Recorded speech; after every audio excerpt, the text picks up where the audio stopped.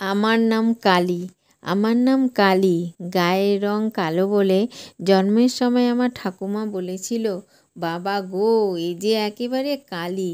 সেই থেকে আমার ডাকনাম হলো কালী। মা ভালো নাম রেখেছিল শ্যামা। আমি মাস্টার ডিগ্রি পাস, শিক্ষিতা, বেকার। ছোটোবেলা থেকে আমায় শেখানো হয়েছে আমার গাঢ় রঙে মানায় না, গাঢ় কাজল আঁকতে নেই, জোরে জোরে হাসতে নেই, স্লিভলেস কুর্তি ব্যবহার করতে নেই। এখন আমার বয়স 23। ঠাকুমার নিদান কালো মেয়েকে পার করার জন্য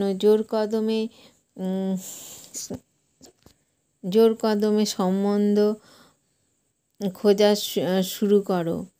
আজ আমি ভীষণ উত্তেজিত, একসঙ্গে প্রচণ্ড টেনশন। এই প্রথমবার পাত্রপক্ষ দেখতে আসছে আমায়। আমি চোখ ভরে কাজল পরেছি, কপালে ছোট্ট কালো টিপ আর হালকা লিপস্টিক, আর আমার প্রিয় মেরুন শাড়িটি পরে তৈরি হয়ে যখন বাইরে বেরোলাম, তখন ঠাকুমা বলে উঠলেন, এ হে দেখো সাক্ষাৎ কালী, কালো গায়ের রং, আবার সেই সঙ্গে এই শাড়ি পরেছে।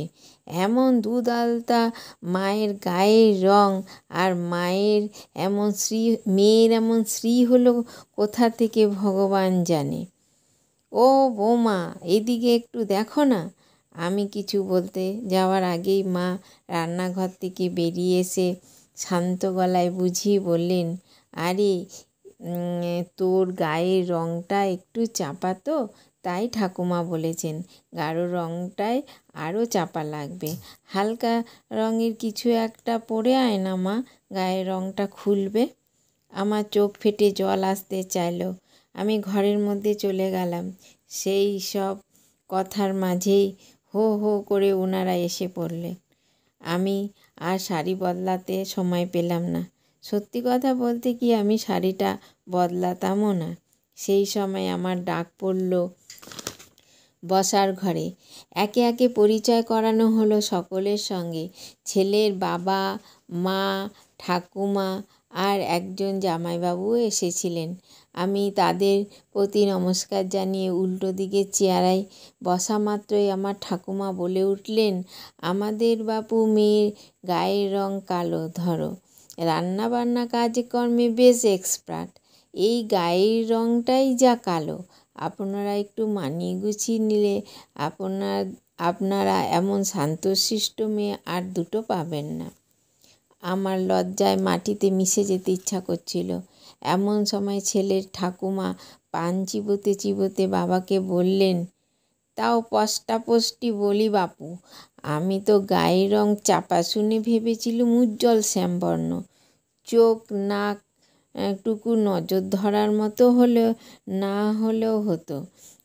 এ তো গায়ের রং ময়লা, মুখশ্রীও একদম সাদামাটা। এত পড়া লেখা, তবুও যদি একটা চাকরি বাকরি করতো, তাও আত্মীয় সম্মুখে একটু মুখ দেখাতে পারতাম। কি বলো বৌমা, দেখে শুনে কি এই ছেলের বিয়ে দেবে এখানে? না, আমার পক্ষে আর বসে থাকা সম্ভব হলো না। আমি দাঁড়িয়ে বললাম, মাপ করবেন আমাকে পছন্দ নাই হতে পারে। সকলকে সকলের পছন্দ হবে না এমন কোনো কথা নেই, কিন্তু কারো মাপকাঠি যদি গায়ের রং আর মুখশ্রী হয়, আমি সরাসরি বলে দিলাম, আমি আপনাদের বাতিল করছি, আপনাদের রিজেক্ট করছি। সারা ঘরে তখন তিল অফ সাউন্ড। আমি বেরিয়ে আসতে যাবার মুখেই তখন ছেলের মা রিক্ত কণ্ঠে বলে উঠলেন, এই মেয়ে দাঁড়াও, আমি হলাম ছেলের মা।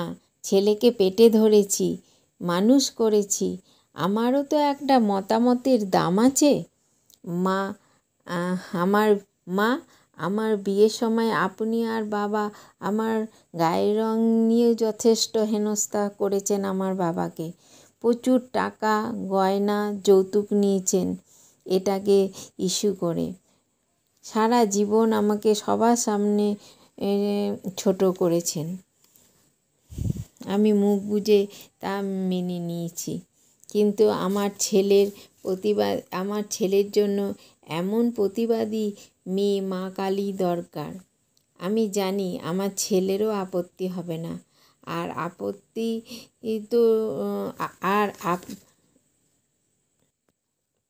আর আপনি তো রোজ সন্ধ্যায় শ্যামা গান শ্যামা আমার কালো। আর এই শ্যামাকে এত আপত্তি কিসের? সবচেয়ে বড় কথা, আপনার নাতিও যথেষ্ট কালো। শুনে আমার ঠাকুমা বললেন, ও তো বেটা ছেলে, সোনার আংটি আবার ব্যাকা। কি জানি বাপু, এত আদিক্ষেতা বিয়ের পর বজায় থাকলেই ভালো। এমন সময় নিরাপত্তা ভেঙে পাত্র বলে উঠল, ঠাকুমা, সব বজায় থাকবে, সব আদিক্ষেতা বজায় থাকবে। কি জানেন, আপনার নাতিকে আমি কলেজ যাওয়ার পথে রোজ দেখতাম। ওর এক কোমর ছড়ানো চুল আর দীপ্ত চোখ দুটো দেখে কাউকে কি আর মনে না ধরে?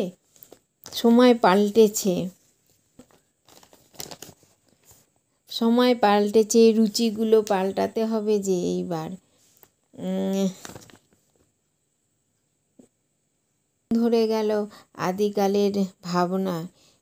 দিন না ঠাকুমা, দিন না আপনার নাতিটিকে আমার হাতে তুলে। আমি কিন্তু পাত্র ভালো। সবাই হো হো করে হেসে উঠল। সেই হাসিতে আমিও যোগদান